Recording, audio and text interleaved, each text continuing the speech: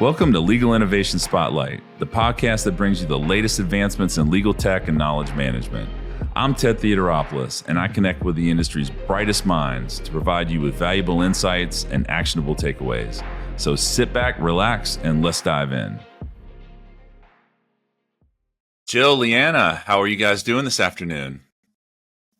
Doing good. Good. How are you? It's Friday. Doing great. It's Friday. It is Friday. And it was a short week, which means we probably just had more emails to go through this week, unfortunately. So, well, listen, I appreciate both you guys joining us. The how this conversation got started was, I don't know, a pseudo partnership with PLI and Patrick Dundas. We agreed to kind of talk through I call this thing the KM&I handbook because the name's too long, but that's not the official name of it. But it's a big, thick manual, and it's got a ton of great information in there. And you guys were contributors to the research services chapter of the book. And, you know, me personally, that's one area of law firms that I don't know a ton about. So I enjoyed learning a little bit about it. But, you know, this while this book is great and informative, it does read like a textbook, and it's not one that you just read from cover to cover. So the theory is that we can kind of make some of that content that you guys wrote about come to life and have an interesting conversation around it. And then those that are interested, they can go buy the book if they want to read more. But before we jump in, why don't we just do some quick introductions? Jill, why don't you tell us what you're doing now, what your background is, and we'll go from there. Yeah, great. And thanks for having us on. And actually, the research and information knowledge services profession is so incredibly dynamic in terms of technology and innovation and the value it can bring to organizations. I'm always thrilled to discuss it. So, and even more so that I get to do so with Leanne. So I'm currently the Director of Research and Knowledge Services at Fish & Richardson. I've been there about 9 years. They're my third law firm. Being an information professional, it sort of seems like it's stretched throughout my career, but it's probably my third chapter in terms of the work I've done. I have an undergraduate degree in journalism, did corporate writing and PR, was a field account manager for Simon & Schuster for several years, and then decided to go to grad school and get a master's in library and information science, and went directly. My first job out of grad school was at Target Corporation, starting a library for architects, engineers, store designers. And then I pivoted to law firms thinking, well, I'm going to learn more about this, but I'm not necessarily going to do this. And 3 firms, and however many years later, still doing it and loving it. So yeah. And be careful regarding the book, which is, I think, a great resource to dip in and out of. My cautionary thing is be careful who you sit next to at a dinner, at a conference. I was sitting next to Patrick, and he was looking for somebody to do the research services chapter and asked me, and he had a tight timeline. I said, yeah, sure. Can I crowdsource it? Because I could do it, but I've got some really sharp colleagues out there who could, do certain sections even more justice. So, and Leanne is one of those few, so one of that group. So awesome. Yeah. Leanna, why don't you give us a quick intro and a little bit of background to your history? Sure. So my name is Leanna Simon. I'm the Director of Research and Knowledge Management at Honigman LLP. We are based in Detroit. We have eight offices. Most of them are Michigan-based. And how I got here was really strange. I was in my bachelor's. I was getting it from U of M. I was studying bones, biological anthropology. So I was in bone labs all day. And unless you keep going with that and wanting to get your PhD, you are like, oh goodness, I have to get an actual paying job somewhere. Even though this is a lot of fun. And so I was talking with one of my professors and telling her, kind of describing that. And she's like, well, what do you like to do? And I'm like, I really like to do the research part. And she's like, have you thought about being a librarian? And I thought, absolutely not. What are we talking about right now? Is that a job? Is that something that people go to school to do? And it was. And so actually before I had finished my undergrad, I was already, got into my master's program. And so from there, oh gosh, I went in my first class saying that I was going to be a law librarian. And it was really funny because in a room full of people that's saying, oh, I'm going to be in academia or I'm going to go and do, large public, I was the only person that was going to be in a special library. And so I kind of moved around after my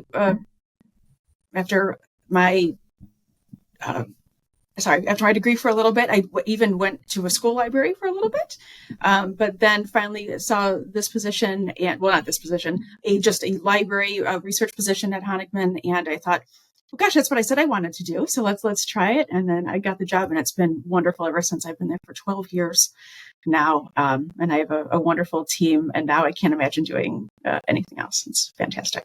Wow. You guys are both enthusiastic about the field, which is great. That always makes for good discussion. I wouldn't just, if I'm being honest, wouldn't think that research services was that interesting, but I've gotten to know you guys a little bit and you guys are full of personality and fun. And Jill, you and I got connected actually a couple years ago. Fish and Richardson were clients of our predecessor company, AcroWire, and Bo is a friend of mine. And I think when he was transitioning out, he connected me with you. I don't know if we connected those dots or not, and then speaking of sitting next to somebody at a conference, you and I sat next to each other at dinner and I roped you into this. So it's all the more fun. It's good to get out there and talk to new people. Yeah, it is. It's amazing who you'll meet too. You'll just meet everyone. Yeah, totally. No, and then Leanna, you and I got connected like pre-KM&I. I forget how we exactly got connected, but I think it was on LinkedIn and had a conversation and then got to meet at the conference last year. That's right. Yep. Well, good stuff. So, research services, like, as a vendor who is sold into the legal market for quite a while now, it's been 16 years. That's just kind of a area. Sometimes it feels like it falls under KM and sometimes not.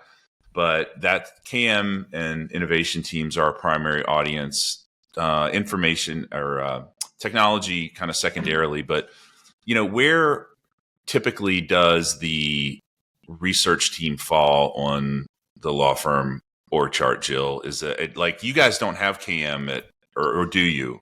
We do, and we're an intellectual property firm, so we kind of approach a lot of things a little bit differently because we have some very unique needs.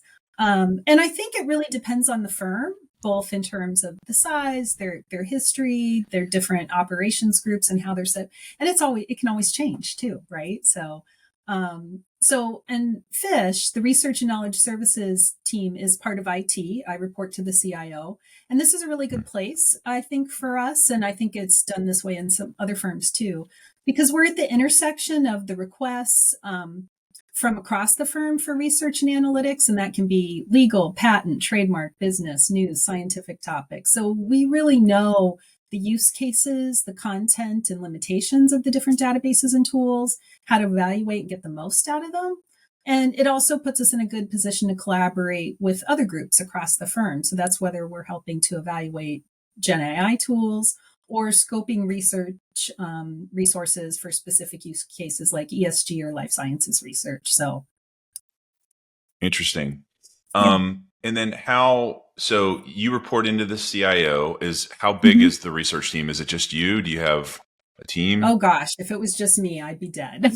We're a team of 10, so we're kind of lean and mean.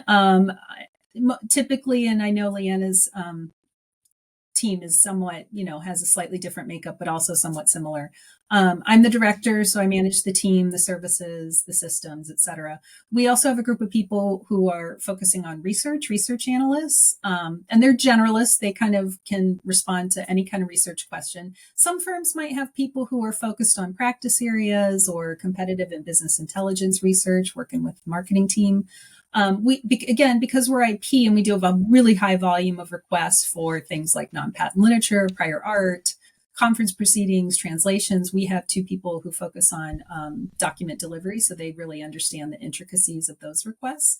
And then we have a systems team that really does the heavy lifting in terms of department operations, working with vendors, managing database access, getting the bills paid.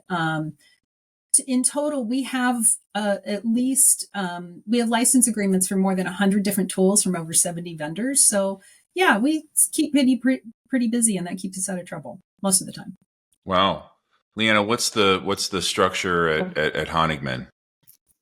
So it was so funny. I've been here for 12 years, and I think in my 12 years, we've been under 3 different departments. I know for sure we have been underneath. So marketing, business development, we've done ethics, which is really interesting. And then IT was my last one, but now we are firmly underneath innovation.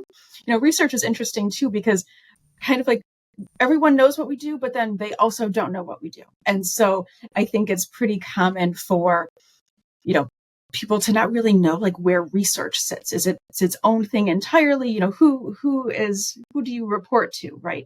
And IT, from all of the ones that I just spoke about in the past, I think IT was the first one that made a whole lot of sense. It's like, oh yes, because again, like Jill said, we're at the intersection between the request and the requester. We have access to all kinds of different databases, and that made a lot of sense. And so, which makes even more sense now is that we are firmly underneath the innovation team, because now we are seen as data people, not just data people. Of course, we're doing the research behind that, but we have access, and my team knows a tremendous amount about what our external resources have, right? In a way that a lot of even the attorneys who do a lot of the research themselves, they're still doing research in a very niche area, right? A very small area, theirs. But we are generalists. And so we know, right now, I think I am the touch person for about 430 vendors, at least historically. And so, we have, again, our attorneys might not know every single resource and data point that we can get, but we do. And so I think right now, working with the innovation team is wonderful, because we can get in on a lot of different projects and say, hey, we actually have something for that, right? In a way that if we weren't, part of that conversation, maybe people would be like, oh, I guess we just don't collect that, right? That doesn't exist for our firm, but that's where we are now. Did you say you reported to marketing? Yes. I'm not tracking on that. How? What was the logic there? I think it was more of that we could get, some information. We were doing a lot of like more business development work, right? My team still does that. At least in my firm, I think it's pretty typical too for research to do a lot of that background work. And so I think maybe at that time we were moving from, ethics to marketing, and marketing, I guess, made more sense because we were trying to, with all the data and research that we were performing, we're helping market, I guess, the law firm. Although I will say that did not last for very long. Interesting. Yeah, I think of marketing as a business of law function, and research more as a practice of law function. It's both, yes. though. It's actually both. Is it? And I think in every firm I've been in, the research team is operated very much in concert. And I think when they're doing things well, right? So I have an opinion about this. They are partnering with marketing, because marketing knows what the goals are and what they're trying to do. And the research team knows how to get them the information they need to get there. Interesting. So it's a very good relationship. Yeah. I mean, the way our team is structured here at InfoDash, I have a COO who manages most of the operations, and I kind of, we're small. We're 25 people ish. Actually, we're maybe 30 here soon. We're hiring a bunch of roles right now, but I kind of run the revenue side of the business. So I'm like a de facto chief revenue officer. So VP of sales reports into me, marketing manager, and then head of customer success. And I know that from a marketing perspective, like I'm a data guy. I used to work for Microsoft, and so very data savvy with SQL and like, a lot of it lands on me. I would love, like, when we get a new, marketing list or the ILTA roster, or we're trying to triangulate, the NLJ, the AmLaw. And man, I would love to have a research team to just hand that to and go, hey, go update our CRM. You are That's right. That's good. We can point you. Right. Yeah, that would be really nice. After we've got resources for you. Okay, good to know. Good to know. We'll get you hooked up. Yeah. So, and then with respect, well, first of all, are you guys is research services time? Are you guys timekeepers? Is that billable typically? It varies from firm to firm. In my firm, our research and document delivery team are timekeepers. So they do bill for their time. And actually they're a huge value because they're going to be able to get a lot of the things more quickly and efficiently, and they cost less than an attorney. So why wouldn't you use them? Yep. And it's exactly the same at my firm. Yep. Okay. I made sure that when I stepped in that we were all timekeepers. The librarians, the researchers were already timekeepers, but we wanted to also make sure that our assistants who were doing just as valuable work, just different work, could still, we're charging at a lower rate, obviously, than like the actual researcher, but the amount of efficiency that we can bring to a project, right? That we don't have to have an associate, billing at, for, I don't know, whatever, $400 an hour, right? Can do that instead. And so that is a huge value add that we could do, perform for the client. That makes sense. When we were starting to tackle this project, we put all of the contributors. There's 46 contributors on the book. And you guys have the biggest, let's see, 1, 2. We probably do. Because there are a lot of smart people out there. I wanted to bring them in. Yeah. So you've got 8 of the 46 out of 22 chapters. So yeah, that's a lot.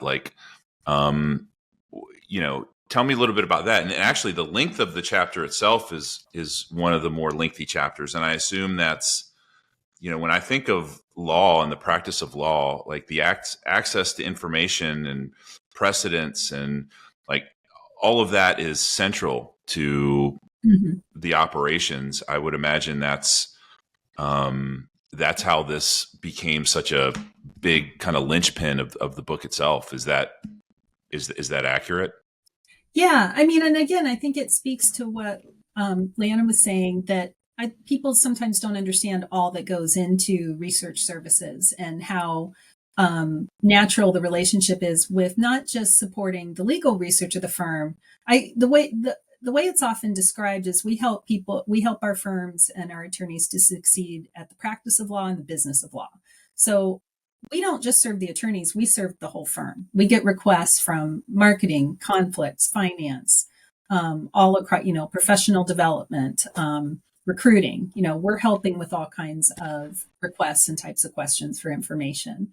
So in putting the chapter in the book is kind of covering all of the bases, from the operations side to managing a team, managing the resources, knowledge management, data strategy. Diana Kopeng was our co-author on the data strategy section. Nathan Rosen and Diana both worked on a section about training on all the resources and everything that we have.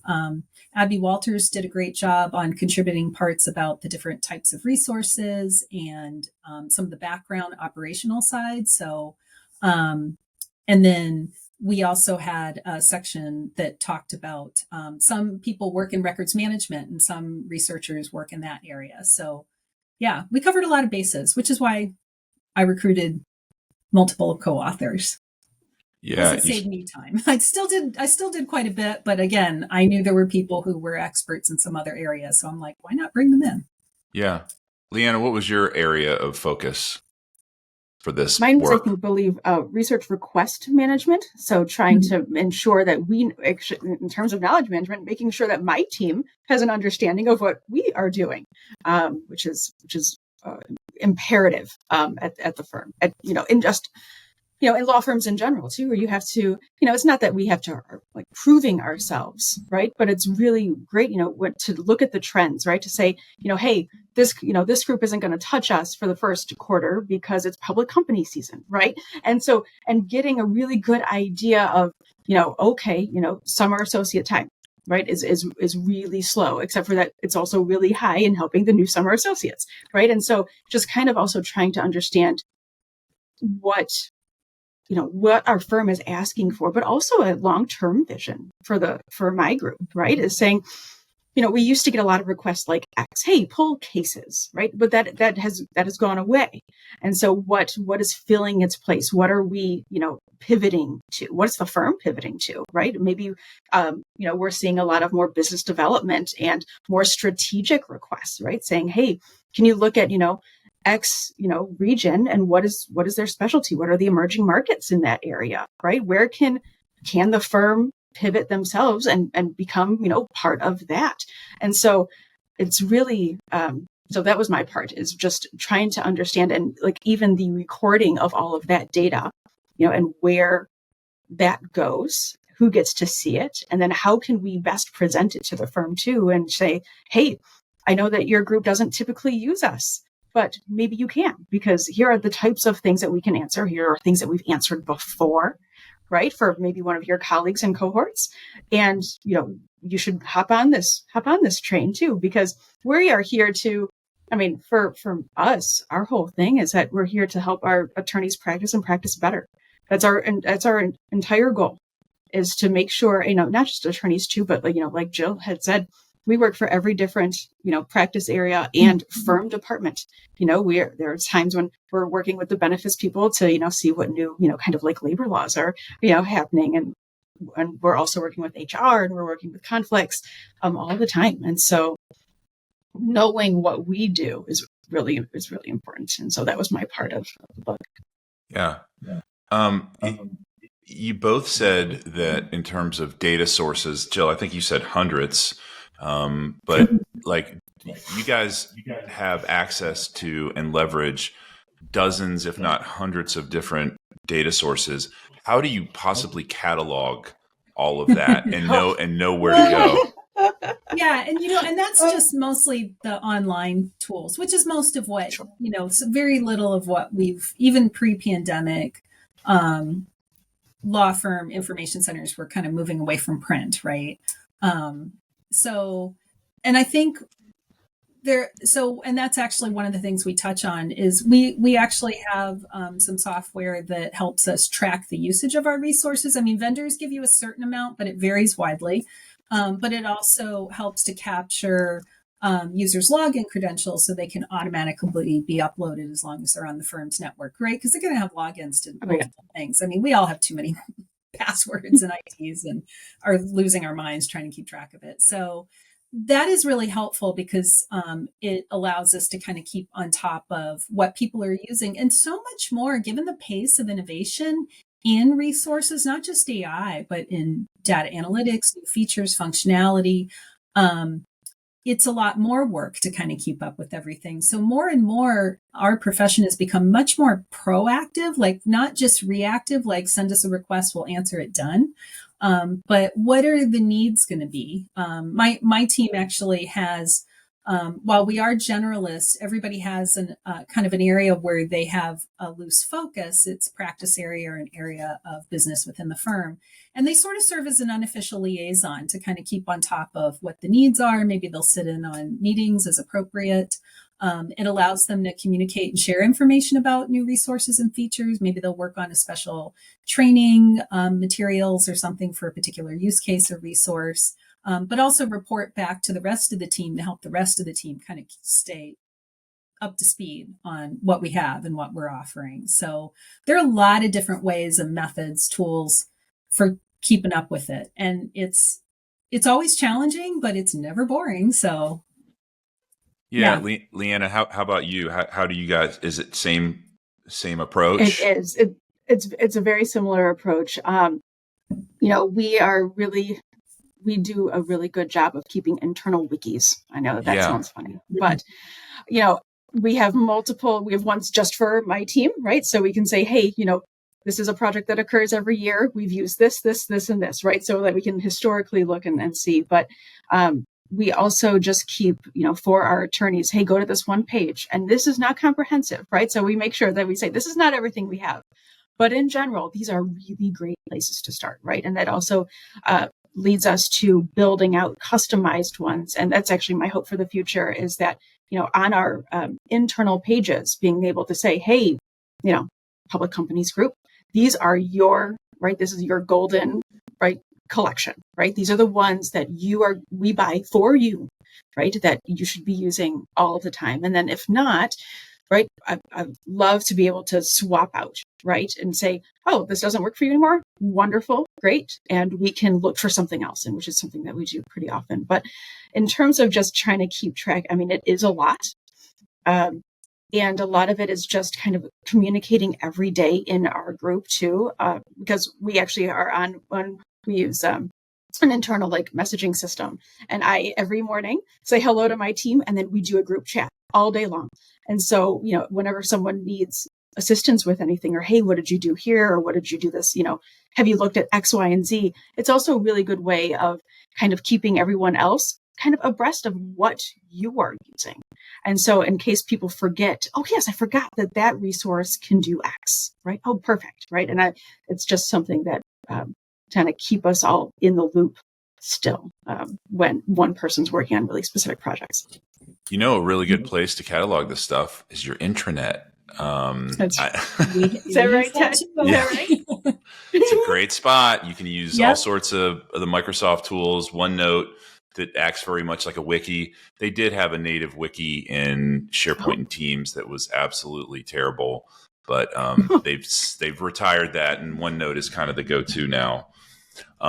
So that's kind of how you keep up with it internally. How do you guys keep up with the market itself? Like, new data sources that are available and new tools. What does that process look like for you, Jill? I have like an old IG homepage with some RSS feeds coming in from certain blogs, but also some newsletters and such. So like Do It Be Strategic, 3 Geeks, Law Sites.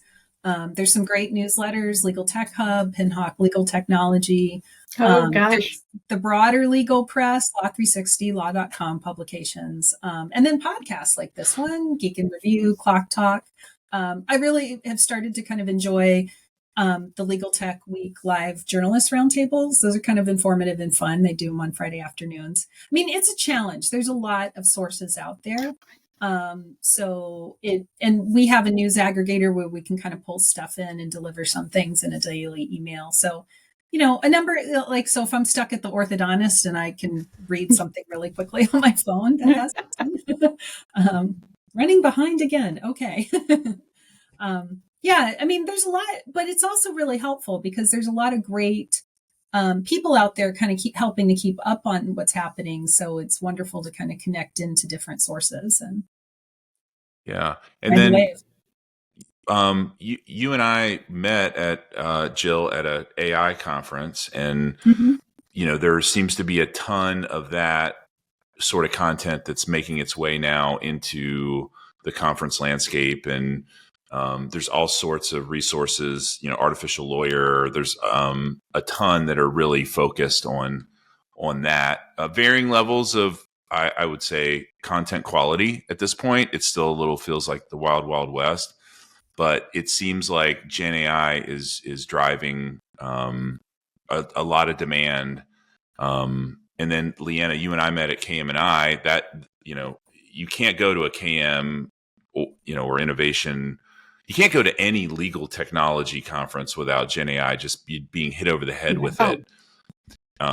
So that's all everyone's talking about right now. It is the topic. Yeah. How do you keep up at Honigman? Oh, so we keep up a couple different ways. And of course, one of them, and it's going to sound funny, is taking demos for me. And so there are times when, and of course, I want to say, like, we take the more legitimate ones, right? So we take ones that are already established. I'll say that, right? And so, when a legal tech vendor, a large one, comes and say, "Hey, we have a new program, we have a new, something we want to show," we always will take those demos. But then there have been other ones that have been surprising, where I'll get a cold call, and when I get a cold call, I don't want to say I don't say no, but I'm like, okay, you called me. All right, I'll see what this is for 15 minutes, right? And so that is actually a way that I also keep up, because it makes me feel like, oh, I can at least have I know what's going on out there, right? There's one other thing that we have, a Legal Tech Hub, or we utilize. I know that there's there's a free version of Legal Tech Hub. And right now that is one of our go-tos for, hey, I need a software in this space. What does X do, right? What kind of, areas does it cover? Is it a marketing thing? Is it like intranet? Because there's so much out there right now. And not just right now, but I think it's going to continue, right? Especially with the AI, and people can keep on like creating new businesses, which is wonderful. Love competition. That's great. Good for everyone, I think. But a lot of that it does seemingly kind of seem impossible to keep up to date on all of it. And so we are, becoming more dependent on like aggregators. But I'm okay with that because that is what it exists for, right? I'm not meant to catalog every single product in my mind. That's going to be impossible and just, disappointing, frankly, if I didn't know it.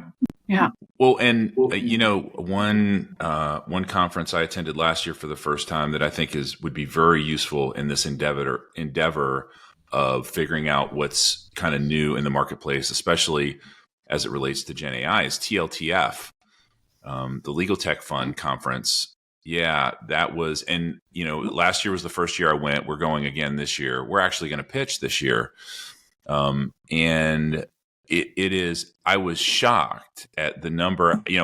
Our motivation for going last year was we're not looking for venture funding at this point, but that's one of those things where you want to kind of go meet people before you need it. It's like kind of like applying for a loan. Apply for the loan before you need it because you're much more likely to get it. So, we just kind of wanted to meet investors and get a lay of the land with other startups. And I was absolutely shocked at the number of law firm people that were there doing exactly what, very large number. It was a great, I had zero business development aspirations, right? Like I didn't think I was going to go there and have any sales related conversations. And I didn't have a ton, but there were a ton of people who were in our sales cycle, who I had great conversations with. And I would put that one on the radar. It's a small one. And I know attendance is pretty limited. I think it's like maybe 300 people ish, but that's a good one. And I talked to both of you guys about just the fragmentation of AI content providers out there. Like this year was ILTA's first year with Evolve. That was a Gen AI. My take on Evolve, I wasn't going to go, but I that's where they had the awards dinner this year. So I went, and it takes a very kind of technology centric approach to their AI content, which makes sense because it's mostly CISOs and CIOs because it's the former legal sec, right? So you've got that IT kind of very IT heavy. I didn't see a ton of KM people there. And I actually talked to ILTA about it and suggested, hey, look, KM is usually driving the bus on a lot of that decision making. So if you want to sell sponsorships, your sponsors are going to want those people there. So, and they were very receptive to that. It was their first year doing it. It was great, but I just think, maybe some tweaks would help. But you've got KM and I, there's a lot of content there. You've got Inside Practice. I think, Jill, was it you that was saying AALL does some Gen AI stuff, or was it Leanna? Yeah. Yeah. Well, both of us probably, but I do feel like that it's great. It's overwhelming to have a lot of choice, especially when I'm trying to balance a budget, make sure everybody gets a chance to go or do something. But it's also great to have broader offerings like ILTA, Legal Tech, but also more focused like KM and I or some of the art conferences and Inside Practice, like, the one we met at was really fabulous. So I'm glad to see there's some that are focusing in certain areas, and sometimes a smaller group is better. But I do have to give a shout out, not just to AALL, American Association of Law Libraries, but SLA, Special Libraries Association, because they both are really key organizations for research and information professionals. And they're much more diverse than I think most people realize. They do a great job of staying nimble and relevant with networking and educational opportunities. Both have conferences coming up this summer that've got tons of offerings in Gen AI, data strategy, you name it. I do have to do the full disclosure. I am a past president of SLA, so I'm always going to promote them. But it's easy to do because in addition, they're global organizations, so they have very strong communities in North America, Europe, and Asia. But they also reach a wide spectrum of roles, whether you're doing research, systems, data, user experience, as well as organization. They're kind of a one-stop shop. You've got people in the corporate, nonprofit, legal, government, academic space. And they actually have very strong communities that focus on professionals in KM, competitive intelligence, legal, and a data caucus too. So I think the overall takeaway is like, it's great to have a favorite place that you go to regularly where everybody knows your name. But I really like have in the recent years exploring some of the new offerings that are out there, or at least new to me. And maybe some of the new ones like that you mentioned that are coming out. And even if it's something I've been to before, I really like meeting new people. Like you said, you went to this conference, it was something completely new. And talking to people who are doing something I know nothing about, because that's how you learn, right? Like you said, I wasn't really interested in this, but I met this group of people and professionals, and I learned about something that presents an opportunity to me later. So, yeah. And Leanna, you and I'm pretty sure this was you and I. We talked about in New York in October. You went to ARC and KM&I. I did. Yeah. Yes. Tell us how they differed, because we used to do ARC KM for years when it was in New York, and then they moved to Chicago, and then Patrick, who's a friend of mine, and he came and kind of filled that void. And there's such a big, that's the epicenter of legal, right, in New York, and there's such a big KM presence there. I really felt like it wasn't a good move on ARC's part to move it to Chicago, but they did. What was your take on kind of the difference between those two events? So the difference for me was the level in which the people, the attendees were. So I think a lot of people like you really were disappointed in ARC's move to Chicago. And so I think with that, though, came for the KM&I group is everyone who was in New York and who wanted it, wanted the grouping to be in New York and New York centric. And so, I thought a lot of the KMI attendees were C-suite, the directors, the chiefs of their firms. And they were all really, I think obviously they're still invested, but they have a very high level, overview and like high level look. And they know, what their firm's already doing. A lot of these are very mature models of KM, in place. And for me, the ARC group were I would say the practitioners, but the ones that were not C-level, were not directors, but were the ones who were, the one-offs, right? The solo kind of practitioners in that space, or the people that were actually doing that work. Again, just, C-suite people are wonderful and they have a great overview, and they know the long-term visions, but the people actually doing the work and, hey, I'm talking to Microsoft and we're going to do something with Harvey, and, I just called them up and now we're going to do like X, Y, and Z. And the level of enthusiasm at ARC, I thought, was fantastic. And it also felt very much like I could walk up to anyone on the panel and say, tell me more. How are you doing this? And they would say, absolutely. This is exactly what we're doing. This is who our contacts are. And these are the big projects we're working on in a way that maybe I wouldn't be so comfortable in the KM&I space, walking up to one of the C-suite people and be like, so tell me what you're doing. Right. And because I think they would just look at me like, well, no, because we are competitors in this space. I'm not going to, I'll put you into that space. You can get there yourself. And so again, for me, the ARC was very much more kind of camaraderie and saying, gosh, what can we learn from each other? And being open to that. That's interesting. This is a good segue, because Jill, I don't know if you would agree with this, but I felt like the inside practice. You were in the Chicago. No, were you in Chicago or New York event? I'm in Minneapolis. No, but the inside practice event that you I and was I. at the one in New York last month. Okay. Yeah. Yeah. I thought the New York one was slightly better, a little bit. I don't know if better is the right word. Different. I felt like it had more of what Leanna's describing of that KM&I dynamic, where it was more C-suite. That doesn't necessarily make it better; it just makes it different. But I did think that even though it was more senior, and I wrote this in the review that I did, there were still very tangible. It seems like maybe it struck a balance there. I don't know if you felt that way too, but I heard about a lot of specifics at that. Did that resonate?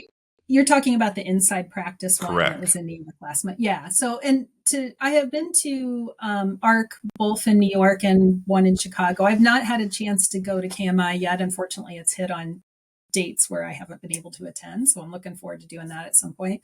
But yeah, that was my first inside practice conference. And I thought they did a really great job of having high level, but also, people more in the trenches, like Leanna was saying, so that you can kind of walk up to, and I feel like I could walk up to anybody. And, honestly, I will walk up to anybody a lot of the time. Just like, hey, we're all here for the same reason, right? We want to learn something. We want to meet new people and get new ideas. But yeah, I thought that they did a really good balance of having practical, like, here's how we did it, here's what worked, what didn't, and more aspirational. And frankly, I find the stories where people talk about how they tried and failed and then tried again more interesting, because sometimes it's like, we did this and this worked great and our attorneys loved it. And I'm like, yeah, what are you not telling me? Because, there's always speed bumps, right? But that's where the really interesting learning happens. And I think knowing that and hearing, people being willing to kind of be a little vulnerable and transparent about that, I think is more helpful in some instances. Some stories can sound so aspirational, they're just too intimidating. So yeah, it's good to have a mix.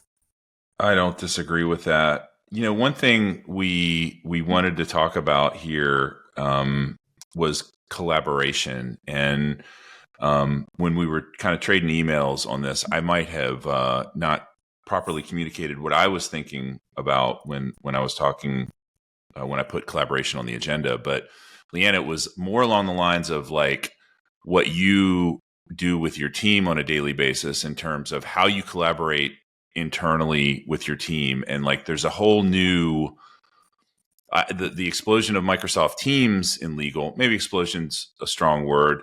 It's definitely ramping up. I feel like the usage today of Teams is very basic. It's chat, presence, online meetings. That's pretty much how law firms use Teams, and it's capable of so much more. There's file storage, there's integrations with Planner and To Do, and you can host apps inside. You can bring integrations in, like InfoDash, for example. You can drop web parts directly on a Teams tab and see a document library. So you can do real client matter work in Teams. And, there's some interesting features that I think are going to gain a lot of traction. But Leanna, first of all, what do you guys use? Like, how do you chat with your team? What tool are you using? Is it a sanctioned one? Right now, so we have a sanctioned one. Yes. Right now it's Jabber. Cisco Jabber. And, but, the firm actually just, we are moving to Teams, a team-centric, we just upgraded. And so, but it is not live yet. And, my hope is that we will be able to, grab some of that, that potential that you just said, right? And just not use it as just a chat, right? As a chat function and be like, oh, there's a new chat here and there's a new chat here in this group. And I'm really excited about the potential for that, because obviously we are doing things, it's fine right now and it works, but if there was a way to be more efficient and a way to see exactly, where projects sit and, who's doing what, and to actually feel like we're having just more of a conversation and not just maybe with my team, right? I can bring in someone else from, the innovation group or operations and just say, hey, you need to be in on this too, right? And it doesn't have to clog up an email, and we can, share things more readily, because that's something I think that's been missing, or maybe I've missed, being able to say, and not just point at a DM number, right? That has, potentially millions of documents, right? Where it's not useful, at a certain point. And so being able to kind of curate those collections too, that's really what my hope is for the future and collaboration. Yeah. Well, Teams has a leg up because of the Microsoft integration. It's like having the little traffic light indicators wherever you are. You can be in Outlook, you could be in a SharePoint document library, you can be in Teams, and it'll kind of tell you. And Teams has some other interesting features. Like now, when if you use Edge as your web browser, if somebody sends you a link in Teams, when you click on it and it opens in Edge, you still have it opens in the main part of the screen, but then you have a panel with the Teams chat, so you can chat while you're scrolling up and down the page. Which, if you're on a laptop, that matters. Like I've got a big, massive, wide screen here, right? I can have Teams over here and a web browser over there, but it has some interesting things, capabilities that I think are only going to get better. Jill, I know you guys for intranet are using Bonsai, but what do you have? Are you heading down the Teams path? What's that look like at Fish? So the firm's had Teams for quite a while, and I think the adoption. So when I started at the firm, the research team used Skype Business most of the time for chatting, but we've migrated to Teams as, we've kind of evolved. And like you said, it has more features and functionality. So we have, a channel for the whole team. The research timekeepers and document delivery people have a channel for some stuff, so we kind of try and keep some of the conversations separate. Like if you don't need, I and my systems team have a channel so we can chat. Fishnet team has a channel so we can talk to the SharePoint engineers. And it is very helpful. And I do feel like the collaboration, whether it's like within your own department or across the firm, is like really critical, because a rising tide lifts all ships, and everybody has something they're bringing to the table. So I think the more you can be curious about that and reach out and invite in and be overly inclusive, the better job we're all going to do for our firms. And I'm lucky that Fish already has a really strong collaboration ethos. And within my team, that's something we've really tried to cultivate, whenever we bring in new people, is like, we're all working on, we're small enough, we have to work together, right? Yep. So we have a request management system, which makes it really easy to collaborate, because, somebody can jump on a ticket and help somebody else out. For projects that are kind of outside the daily request volume, we use the firm has a project management system called Rike. And we'll use that to kind of track notes about other projects that are kind of outside the daily request space. So we have like Leanna was talking about having a daily kind of check-in. We have a Monday morning huddle where it's like, okay, how was your weekend, and what's it looking like for you this week? Who's in, who's out, who's got a lot going on. And then we have a monthly all team meeting that we do. And this is where the liaisons will kind of report in and share things they've learned and share that with the rest of the team. So there's lots of opportunities and ways, and it can be, I do regular check-ins with each member of the team. And, you kind of have to keep things moving, and that means you've got to communicate, and we're going to do a better job if we're all rowing in the same direction. Right. So you try and do that. And I try and encourage that as much as possible. Yeah, that's good stuff. Well, we're just about out of time. You guys are so easy to talk to. The time flies. I do a lot of these podcasts, and you can tell when there's good energy because you look down and it's just like, holy smokes, we're out of time, which is great. I think it's obviously fun to participate in. I also think it's fun to listen to those episodes as well. So I really appreciate both you guys spending some time with us. Leanna, I'm gonna take you up, and it's probably not going to be just me. Other salespeople who are listening, like, oh, Leanna takes demos. Oh, I know, it's so fun. So I will say, I accidentally answered the phone maybe a couple of weeks ago, and I thought it was someone else, and I answered the phone, and I was like, oh no, I didn't right. Except for that, then I said, yep, I'll take your demo, and now it is actually a product that we are really interested in, and we might, a lot of interest now. And so I will say there is a value to that, because, there's a value. Yeah, there is. I think in legal, we're fortunate to have been here for a little while, so we're kind of trusted, but there is a natural vetting system in the legal vendor ecosystem where if you're not legal specific, you're going to struggle. You know what I mean? It's like, so, and again, that's why we're all in on, we don't have one non-law firm client. We don't even have any inside practice people, but yeah, I'm going to hit you up and show you what we're doing. I've already hit Jill up, so we're already talking to her. It's all good. It's been a great conversation, and I look forward to seeing, are you both going to be at ILTACon? Maybe? Not this year for me. No. I was thinking about it, but now I might go to a different one, because we already do have a couple people going from my firm. So yeah, we'll put TLTF on both your radars. I don't know if it's. I already wrote it down. Yeah, so, it's phenomenal. And Zach Posner is the MD over there. Okay. He can pay me later for the free publicity here. Yeah. But good stuff. Thanks again for the time. I really appreciate it. I'm sure I'll see you guys I'm a conference junkie too, so I'm sure we'll bump into each other real soon.